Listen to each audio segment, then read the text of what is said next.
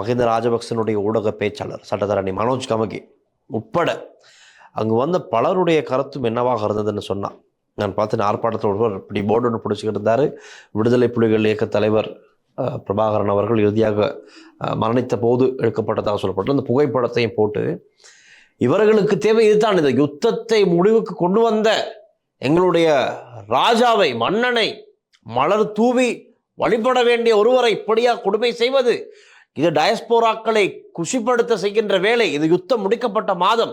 இந்த மாதம் 18ஆம் தேதியை டார்கெட் செய்துதான் இவர்கள் டயஸ்போராவை, விடுதலை புலிகள் இயக்கத்தோடு சம்பந்தப்பட்டவர்களை மகிழ்ச்சிப்படுத்த, திருப்திப்படுத்தான் இந்த அரசாங்கம், அனூர் அரசாங்கம் இதை செய்கிறது என்று குற்றம் சுமத்துகிறார்கள்.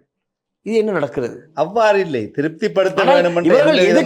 அதாவது இன்னமும் இந்த மொட்டு கட்சியினரோ அல்லது சஜபேயோ அல்லது யூஎன்பியோ அவர்களுடைய அரசியல் நிலைப்பாடு, அரசியல் கொள்கையிலிருந்து இன்னும் அவர்கள் மாறவில்லை. அவர்களுடைய முழுக்க அரசியல் செய்தது அவர்களுக்கு தெரிந்த அரசியல் இனவாதத்தை தூண்டிவிட்டு, இனங்களுக்கு இடையே முறுகலை ஏற்படுத்திவிட்டு, ஒரு சிறுபான்மை இனத்தை நசுக்கி அதன் மூலமாகத்தான் இவர்கள் அரசாட்சியை கைப்பற்றி ஆட்சி செய்து வந்திருக்கிறார். இதுதான் அவர்களுடைய நிலைப்பாடு.